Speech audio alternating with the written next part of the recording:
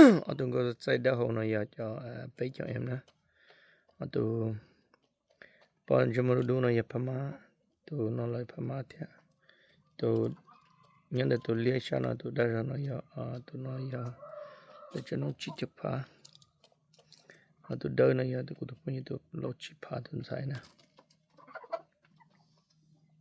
Atau no to lo di ke na. Noi cũng cho kia bắt na cũng sau đó cậu điện ta lúc bắt nên thôi tự lo ít tôi nhớ hồi tôi số nó chỉ cho cậu nữa ở tôi cái bắt ta là cái lệ tiêu nông sẽ tôi nói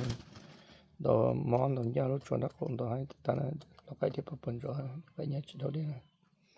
chỉ có tôi có số bò thì cái này tôi nói bắt phama tôi nói ít tôi bắt phama thế tôi lấy liền à tôi nhớ là tôi đã nói giờ bé cho em tôi nói tôi đã bé cho em thế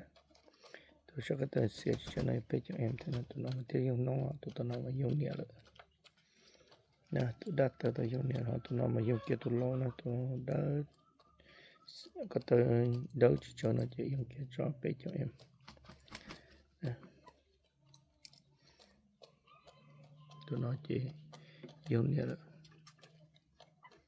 không có là tôi lâu là cho thế này